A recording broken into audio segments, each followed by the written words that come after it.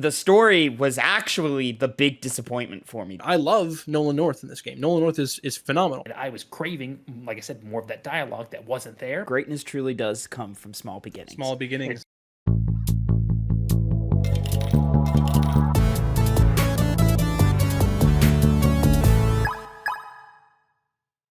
What's poppin', players? Welcome back to a Two Penny Games review. This time, your Game Club review of Uncharted Drake's Deception. I am your host, Tavin Bothel, here with my good gaming bud. Say hello to the people, Phil Shoemaker. That's me. That's him indeed. I got introduced before Connor. You know what? It's because I don't have my I don't have the Discord showed up like right at front, like it's overlapped and stuff. So I didn't. Yeah. Normally I look to Connor and I see his mug. Also say hello to the people, Connor Elliott. Don't think I'll, forget this, Tavin. I was like, I have to pull a name. Who's on this show? Oh, Phil's here. Yeah, that's cool. Let's do him. So that's just how it happened. It's just how it happened this time, gentlemen. Ladies and gentlemen, this is your video game, your Two Penny Game Club, your video game book club that happens once a month, in which me, Connor, and Phil, we all sit down, we play a video game throughout the month in the background, and then we come to you and review it for your reviewing pleasure, and then we rank it amongst the other games we played, just for shits and giggles at the end. It's a good old time. We've reviewed God of War Ragnarok, we've reviewed Resident Evil 1, we've reviewed The Last of Us, so go, please make sure you check those out, maybe do your homework, catch up with us, play along with us for the future. It's all a good time. This time, we are doing Uncharted Drake's Fortune, which, when we did our last month review, Halo Combat Evolved, I forgot to give the quick facts. I won't do so this time. Uncharted Drake's Fortune released November 19th, 2007. Within the first 10 weeks of release, it sold 1 million copies and has a Metacritic of 88 out of 100. PS3, Naughty Dog's first big entry on the PlayStation 3. I remember when this... No, I came on board with 2, but I did go back and play 1 with this. And to get it started, gentlemen, it's always interesting as a fan of the franchise who grew up with these games to come back to these games and to approach them with a modern lens. I was a big fan of all 3 of the original Uncharted trilogies, but when I come back to Uncharted Drake's Fortune, this time I was underwhelmed. This game I found, I've always known it was the lesser of the 3, but this time, man, did I find it pretty box standard and pretty boring, pretty generic and pretty simple, in just kind of the most uninteresting ways. I think its level design is fine. It's fine, but it doesn't serve the mechanics of the game very well. So you very often find yourself dying or getting stuck or not knowing where to go, simply because the game wasn't designed in a way to where it was able to signpost you through its levels appropriately, or some of its battle arenas just feel like they're from a different game. Like, a lot of these battle arenas feel like they're from Gears of War, and Uncharted needs to be more free-flowing and, like, fun, more like just like I'm punching a dude in the face and then shooting another guy. But this one really wants you to stick to cover and just take your pot shots and blind fire and stick to your corner pretty much the entire fight. Fights go on too long. There's too many of them. There's too many vehicle sections, and none of them are good. And the story was actually the big disappointment for me this time around, which I always thought it was the thing to hang its hat on. And I know Uncharted stories are never really what's great about them. It's the characters. But in this game, Nathan Drake is the only interesting character. Everyone else I could do without. Everyone else I found just kind of like, all right, cool, whatever. Even Victor Sullivan, I just found just kind of there. Like, everyone is just kind of there. Elena's annoying in this game. Which hurts me to say because I love the character of Elena Fisher, but in this game, can't stand her. Don't like her at all. But tried and true, as everybody knows who's played an Uncharted game, Nolan North is the star of this game. Just overfilled, over brimming with charisma. Just constantly, you want to hear his thoughts, his opinions, his one-liner, cheesy, whatever thing he has to say. And he's the only thing that really kept the game going forward for me. I will say, playing at least on the Nathan Drake collection, which does have many quality of life improvements, which I remember the things that were in the original game that the Nathan Drake collection changed, and thank God they did, because aiming your grenades with 6-axis controls back in the day was a pain in the ass. Balancing on beams with 6-axis fucking sucked. Grenades being their own weapon that you had to select with a different button press was awful. And so to have all of those updates in the Nathan Drake collection is really nice. The game obviously looks really good in the Nathan Drake collection, and I still think, though it looks super cartoony now, still does have some charm and some pretty sights to it. But clearly, like, they were shooting for, like, realism, and it does not look real. It looks like a Telltale game from back in the day, and it's just kind of like, oof, all right. I also found I had a lot of issues with the camera in this game, and a lot of times when I would pop out of cover to shoot, and the muzzle flash would not blind me, but like get in the way. Like, it's not like blinding my sight, it's just blocking my sight, which was very, very strange for me. Overall, I know where the heights of this franchise go, but if I were to judge this game on its own, it is not one of my favorites, man. I don't really ever think I want to play this ever again. Philip. Yeah, so when we rolled this game on the wheel, I'd say I was relatively, like, I wouldn't say excited too much of like, I wasn't excited to get my hands back on this game, because like this, I'm going back to this for the second time. Last time I played this was on Hype, our old Twitch stream show, and I remember liking the game. I remember thinking, okay, yeah, it's Uncharted, it's about what I expected. But like, I found myself, when I came back to this game, I did like the first like mission and a half, and I was like, okay, how much time has passed by? Oh, it's been like 20 minutes. And then I'm like, oh, okay. So then I put it down, and I opened up a game. This is gonna seem kind of strange, but I was Hades. That's another game I'm playing right now. I'm trying to get a platinum, and I felt like it was the same amount of time that went by. And then I look, and it's been 2 hours. Wow. In Hades. And I'm like, holy shit, I can't play anything else until I finish Uncharted. Otherwise, I'm going to ruin this for myself. So I had to just buckle down and sit down and play Uncharted. And let me tell you, me back when I was a kid, this is one of those games where I'm playing through multiple times and I'm happy, But me as an adult, I have other games. I'd much rather play some of these other games than Uncharted. Not to say that Uncharted's a bad game. It is the worst of its series, but that still, it's a phenomenal series. And as Tavin said, this is the low point of that series. But there's nowhere to go but up. I felt that a lot of the I'm trying to think specifics here, but I feel like a lot of it was, I'm thinking off of the brain of me playing Uncharted 4 and not the original Uncharted. I'm like, oh my god, I can't do this anymore. I feel so much more boxed in as far as like my hands on my controller goes. I don't feel as free controlling Nathan Drake, and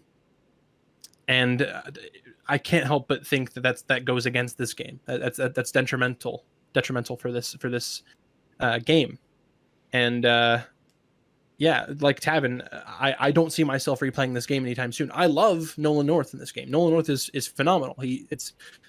He brings so much life to this one character that it stands out. And I think, as Tavin said, as Uncharted is a series about the characters, him shining this bright among all these people is kind of a bad thing.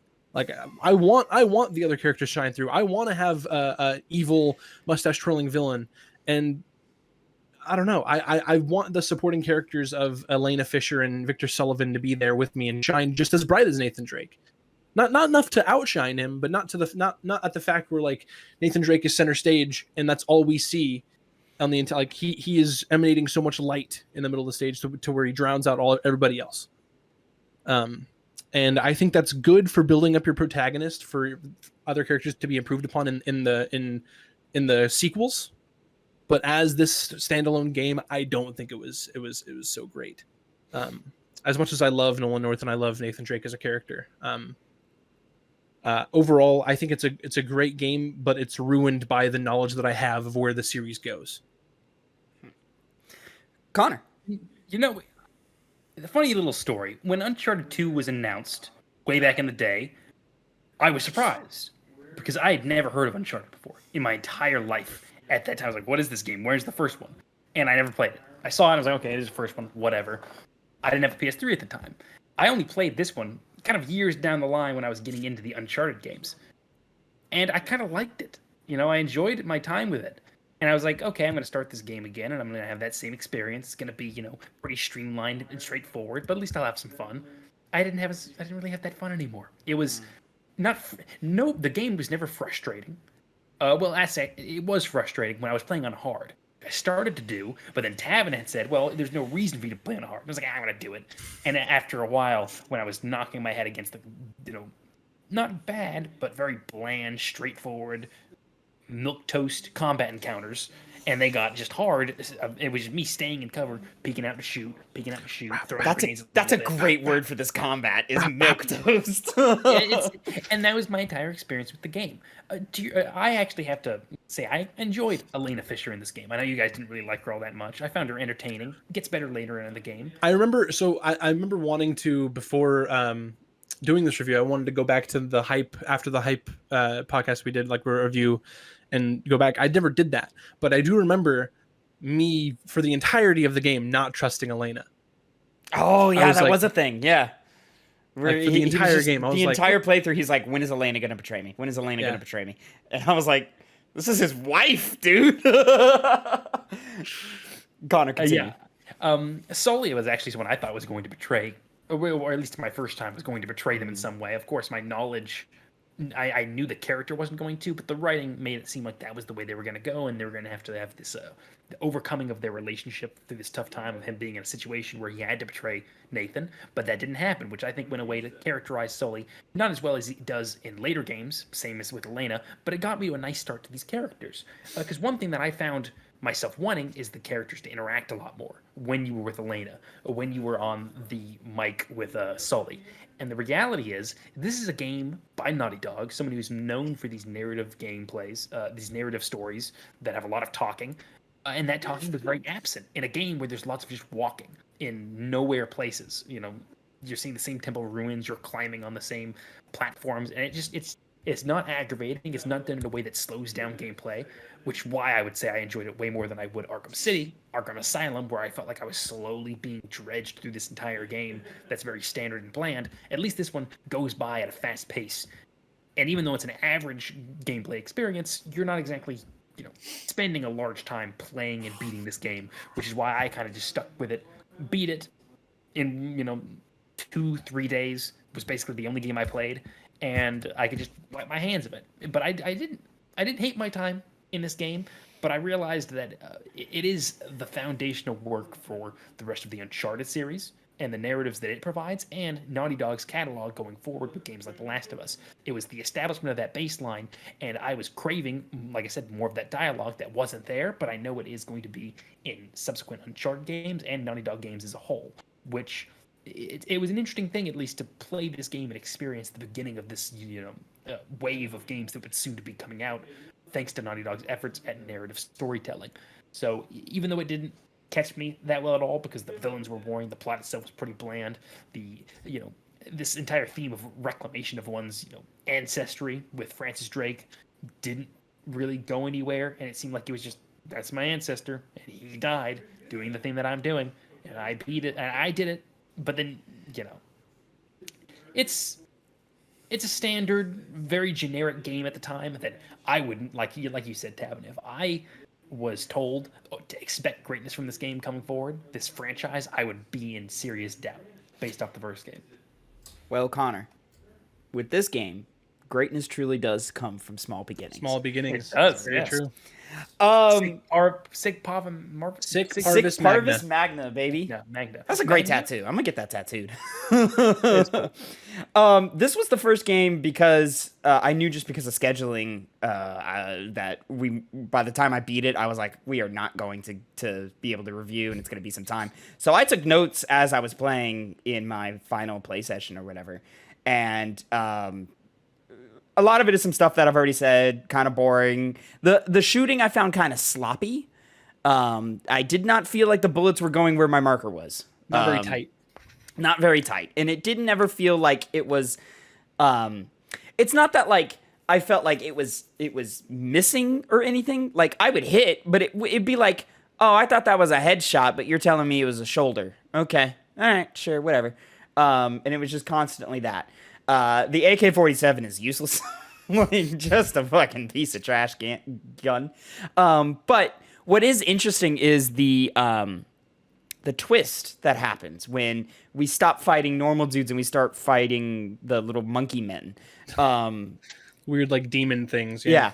I still think it kind of works. Like, it kind of still plays. Like, narratively, you're like, what the fuck? And mechanically, it does switch things around. Like, I found myself dropping M4s in favor of shotguns, which I had not been using the entire game. So I was like, all right, well, that still kind of works. It's just that the level design with you running through a fucking German base was awful. Just atrocious. Just terrible. Honestly.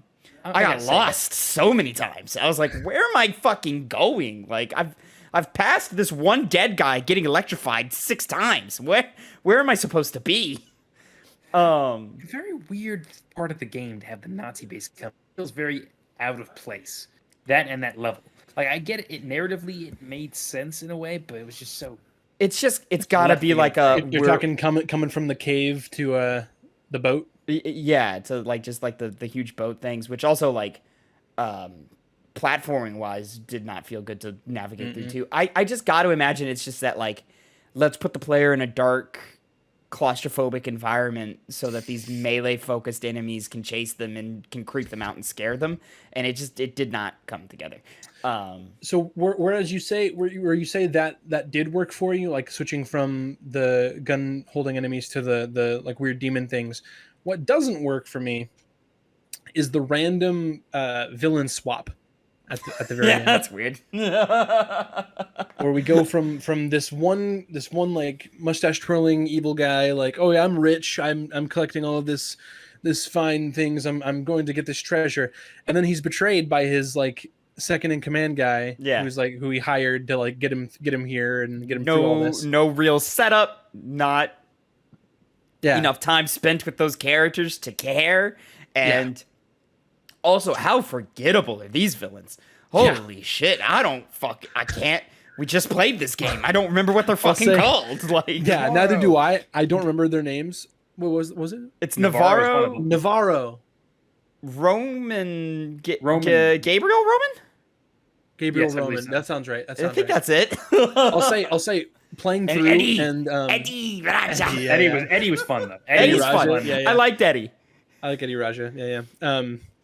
So at the beginning, whenever like towards like the beginning, whenever you're getting like the MacGuffin that like tells you that it's on this island that you're about to fly to with Elena, right before Sully dies, you know, and then Gabriel Roman and Navarro are introduced, or not even Navarro, just Gabriel Roman's introduced. You're like, oh yeah, it's that guy. He's the one for this game. That's right. And then you get to the end, you go, oh yeah, that's right. Yeah. We go to the boat, and now here's this terrible shooting sequence. It's just fucking awful. So bad. Oh man. Man, I found myself just constantly getting lost in this game and just not quite sure where I was going. like, because so much of the environments kind of look the same. Like, they do a decent enough job of like making jungle environments look different. Like, here's an abandoned village, here's a castle, here's a church, you know. So like they do like their best to kind of switch up their environment since they've dedicated themselves to being stuck on an island. But like within each of those environments, it just feels like hallway, arena, hallway, arena, hallway, arena, with a lot of like offshoots of like, oh, let's let the player think this is in a hallway, but it's actually not. Like, that'll give them the idea of exploration. But in reality, it just gives me frustration where I'm like, oh, okay, this is the way to go. It's the way to go, because all of the way that level design usually works in all games, this should be the way. It's not the way.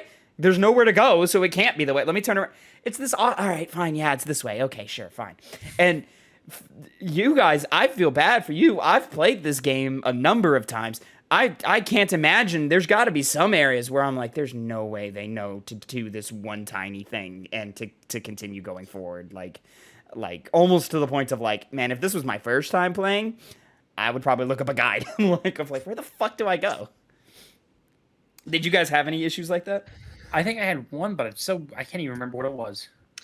I think it was. Yeah, I don't even remember. I was playing alongside Troy Baker and Nolan North just to try to help entertain myself. 'Cause they have their own like Let's Play series. Yeah. I have writing here. Signposting is awful. Shooting locks, counterweights on.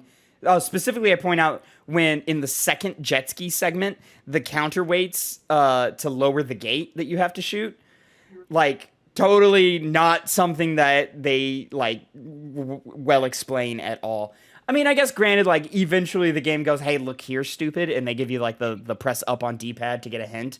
But like that shouldn't be your main way to get through a game. Like you should be able to kind of figure it out yourself. That was the part I got confused on. I remember now. Yeah, it was so nondescript, and I was like, "Oh, that's the solution." I was like, I would have never thought that if I didn't look that up. Yeah. Go ahead. I'm gonna be honest. This is gonna be the controversial take of this podcast, I believe. This is single-handedly best climbing that Uncharted ever has had and will have. Oh wow, no, that's a hard disagree.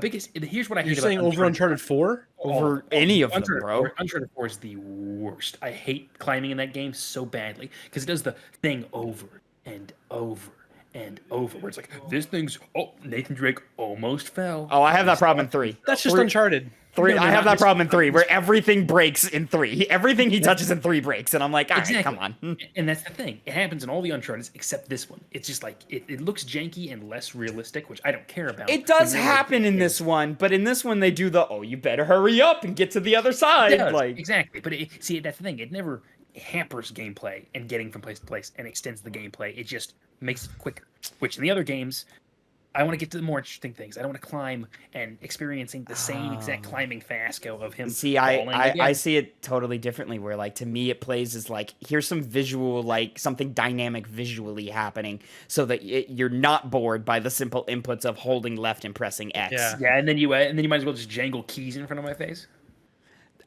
Listen, that's 100% what it is, but I prefer that to this, where I'm like, video games is a form of entertainment. But that's not. I'm not entertained. I'm just hampered. But I like that more than like, here's a clear path of white dots. Go press X on all of them. Like, it's not good. It's not good. But I think climbing in Uncharted games is terrible, and this one's just average. But see, boring. This is the Uncharted game that I fall to my death the most. Like I often go, oh, jump here, and Nathan does not jump there. I'll hold right and press X, and he'll jump behind him. And I'll be like, why did you jump away from the wall? I just wanted you to go to the next piece. Like, why? Yeah. In that regard, this game is worse in terms of directionally, Yeah, jumping. And also, like, I just feel like you can't, like, just mash your way through it. Like, you have to, like, actually, like, all right, let me shimmy my way to the end and then jump. Whereas, like, in the later ones, like, they totally allow you to just, all right, mash. Like, I can run through it as fast as I want. Yeah. And it also bleeds into level design, where like the level design does not match this game. I will say, Connor. That's a hot take. The level design does not match this game. Like this is level design from a PS2 game trying to be a PS3 game, and it just does not work at all. Like the levels are too cramped. The climbing areas are too cramped. I think specifically there's an area early in the game where you have to move a chain. You have to like pull a switch to move a chain, and you go out the chain and then circle around. But the way it's made, it looks like you have to circle left, but it wants you to go right. And I'm just like, this is annoying, like really fucking annoying, because it just constantly caught. And it's not like oh, I made a mistake, let me go the other way. It's constantly a fuck, I went the wrong way, now I've died. Now I have to go back, move the switch to watch the chain move again, to climb up the chain real slowly, to then correct my mistake. And it's just like, motherfucker, can I get a move on? Also, Those jet skis are fun. This game does not encourage experimentation at all. Like, it is, hey, sit in your cover and shoot. Like, If it ain't broke, don't fix it. Yeah. do not move from cover. Do not leave cover. Like, just sit in cover and shoot. If a grenade comes your way, just, like, back off for a second and then go back to cover. Like, Yeah, Nathan Drake has not learned how to throw grenades back yet. He only does that in one game. Yeah. There's only one game where he does that. And then he forgets, yeah. And then he forgets. Also, how contrived are these QuickTime events? Like, why are they here? Yeah. Like, they're Relative there, effect. and they're so far and few between, and there's not a timing window to it. Just press the button whenever the fuck you want. Like, and, like, every time they showed up, I went, oh shit, that's right, QuickTime events are in this game. Like, every single time. There was never a time where I was like, oh, I gotta get ready to press X here.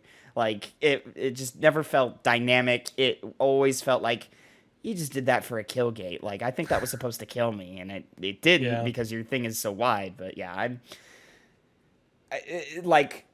I'm not gonna say I had a bad time playing this game, but like, I just came away feeling very numb afterwards. Mm-hmm.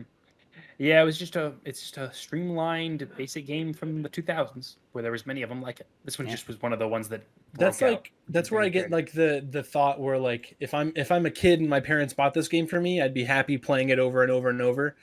But now that I'm an adult and I make my own money and I can do adult things and play games I want to play, like I would rather play a different game. Oh, 100%. Yeah. Yeah. And I think this speaks the most because Uncharted 2 is the one I've played the most. And it's very clear to me why. Like, because I don't like this game's like, play it just to have historical context of Uncharted, but like, I have the platinum trophy for this game. I don't know why I have the platinum trophy for this game. Fun fact, well, I have it for the Nathan Drake collection, but fun fact, I believe this was the first video game ever to have trophies in it. Really? On PlayStation. Yeah. Look I believe that's true. I could be wrong, but I'm fairly certain that this was the game to start it. And it didn't come at launch. It came later. If I remember that correctly. But I could be wrong in that. That's like a thing of like I learned later down the line, but because I did not play this game at launch. I don't think I had a PS3. Super Stardust HD was the first game to have trophies included after release, and then Pixel Junk Eden is the first game to come with trophies at release. Obscure games. Oh, okay. All right. The first thing he said is known to PlayStation players. Ah, not me. Gentlemen, anything else that we failed to cover here on Uncharted Drake's Fortune? I mean, I pretty much said my piece. I have nothing else to really add on to it. I think that's actually really funny how much the slogan of this series works for this game. Greatness from small beginnings. It's almost like they knew. They were like, "Oh man, we have a good idea, but we don't have the know-how on how to execute." Yeah. The last thing that I wrote in my notes that I want to bring up is that its narrative is simple and bare bones and predictable, but in comparison to video games at the time, and the video games that had come before this, specifically in Naughty Dog's catalog, I appreciate the focus on trying to tell a story and trying to tell a character story throughout. Because not only does, like, it's your simple, like, beginning, middle, end plot, but like Nathan Drake goes on a journey, like, and his emotional beats can be tracked throughout. And though Connor did I think it was Connor that mentioned of like the thing of his ancestor like just kind of gets dropped by the end. At least they like tried, you know, like I appreciate that. Like, okay, we're making progress to what does become narrative. He's also like not heist. his ancestor. And you know what's funny? When we get deeper into this franchise, I bet you they wish they did not play the Francis Drake died on this adventure card. Specifically in Uncharted 3, when all of his friends are telling him to stop going or to stop trying and go home, I really bet they wish they could have played Francis Drake died here. But they did it in this game for some reason, so here we are. Ladies and gentlemen, we here at the Two Penny Game Club like to rank every game we've played amongst every other one. The current list goes as follows. Number 1, God of War Ragnarok. Number 2, The Last of Us. Number 3, Hades. Number 4, Dishonored. Number 5, Chrono Trigger. Number 6, Resident Evil. 7, Portal. 8, Resident Evil 4. 9, Halo Combat Evolved. And 10, Arkham Asylum. I'm gonna go ahead and start the bidding here. I think this goes at number 10. Right above Arkham Asylum, right below Halo Combat Evolved. I think in a lot of ways, Uncharted 1 and Batman Arkham Asylum are a lot alike. And it just so happens that the core gameplay loop is more entertaining and is not boring as quickly as Arkham Asylum is. And I just kind of enjoyed that more. So, and also the character of Nathan Drake by Nolan North is way more interesting than what was going on with the characters in Batman Arkham Asylum. And I remember specific moments of actual real frustration in Arkham Asylum that I felt in this one, but I felt to a lesser degree. So I think, I mean, those two games are pretty equivalent in my mind.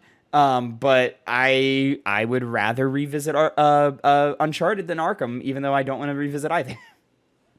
Mm-mm. You know what, Tavin? You verbatim basically said what I was thinking, except for the fact that I would put down Arkham Asylum way more. But that's very personal. I know. You're a goddamn monster. I hate that game, but because I at least got through my experience Uncharted being like, okay, I didn't hate it, but Arkham Asylum I did. Basically, the big difference between the two. Basically, see here, this is exactly where I'm at. Only I would rather go back to Arkham Asylum. Like it's just I come up with all the same reasons. Only I would revisit Arkham Asylum sooner than I would revisit Uncharted 1. So Phil, would you vote for Uncharted going at 10 or at 11? 11. That's my vote, but Okay. I know that y'all are both putting it at 10, which outranks me, which is fine. Yeah. I just wanted to voice my piece. I just wanted to say my piece. There it is. No, I say that piece, brother. Yeah, it wouldn't be the same thing if it was not everything collectively. Of course. I mean, eventually we're going to get to a point where it's not as clear cut, where it's going to be like someone wants to put a game at 8, someone wants to put it at There's 6. going to be a time where We I hit think that already. Yeah, Resident Evil was one of those. I wanted Resident Evil number 4, and Connor wanted it fucking like 8 or some shit, or 9. There it is at 6. Like, it just met in the middle. Yeah. So, ladies and gentlemen, your new ranking for the Two Penny Game Club goes as followed. Number 11, Batman Arkham Asylum. Number 10, Uncharted Drake's Fortune. Number 9, Halo Combat Evolved. Number 8, Resident Evil 4. Number 7, Portal. Number 6, Resident Evil 5, Chrono Trigger. Number 4, Dishonored. Number 3, Hades. Number 2, The Last of Us. And number 1, God of War Ragnarok. Sorry, to kind of, yes, that is the list, but I do want to go back real quick. Me talking about trophies and all that. Uncharted Drake's Fortune was the first to feature a platinum trophy. That's what it was. Okay, yeah, that makes a lot of sense. Oh shit. Hold on. I gotta pull up the list. I thought I had everything set up when I started the show. Turns out I didn't. I forgot to pull up the Game Club list. Here we go. Bada bing, bada boom. All right, let me I guess I'll do This is what I was most excited for whenever I started sitting down to play Uncharted. I was like, yeah, I Just just want to to see get what's through this so next. we can spin the wheel next. Yeah. I do get really, really excited every time we spin this wheel. So hold on, let me switch. I love the wheel. Let me switch what the people are seeing. There we go. And then I will very quickly switch what you gentlemen are seeing. It's the thing where I go to change windows and it switches. Fuck, that's not it. There we go. All right. Bada boom. There So it you is. guys can see the wheel. The people can see the wheel. Here we go. Mulligans or stuff we have vetoes. Oh, shit, You you're didn't- right. I forgot. All right, gentlemen, last month we pulled out The Last of Us Part 2. We pulled out Sonic Adventure. And we pulled out Death Stranding. What are we grabbing out this month that we just don't feel like playing? I'm gonna start right here as I just saw it. Red Dead Redemption can get up out of here. I don't need to be playing no Red Dead Redemption right now. Connor. Wait 1 second. He's waiting 1 second. So Phil, go ahead and in his place. I'm gonna say Persona. Don't feel like diving in. No Persona for the young Philip right here. All right, Connor, do you have a game ready for us? I don't really have a particular reason for this, but I'm gonna go ahead and do Metal Gear Solid. Ugh. I just don't really feel like playing it. I was hoping that was gonna come. One, because it's short. That is a shorter game, yeah. All This right, is the whole process. Of getting to Tavin, play me and it. you played that game in one sitting. we did, yeah. I don't want to do that again, especially not with you. Damn. All right, gentlemen, All right. let's get to spinning and let's see what we are. Did you add playing. Stranger of Paradise? No, I didn't. I apologize. Oh, Portal Portal 2. Oh my god, I'm so excited. There we go. I have not played this We're hitting I'm some so sequels, excited. ladies and gentlemen. We are in for a good time. All right. Ladies and gentlemen, that is it for your monthly video game book club, the Two Penny Game Club. Thank you so much for watching and listening once again. You can find this, I should have led with this, at youtube.com/@2pennygames. And mainstream podcast services of your choice, as it is attached to the Two Penny Games cast that goes live every Monday at 8 a.m. Central Time. Catch us playing games live over at twitch.tv/2pennygames every Tuesday at 2 p.m. Phil goes live and plays some video games, whatever's titillating him that week. And follow us on I like to get TikTok. titillated, yeah. 2 Penny Games. Lots of great stuff going up. Hopefully at some point, by the time you hear this, I have the Resident Evil 4 review up over there, but who knows? Probably not, because I'm a busy boy. And until next time, have a great time. Gentlemen, say goodbye to the people. goodbye, and thank you for listening to my correct opinion.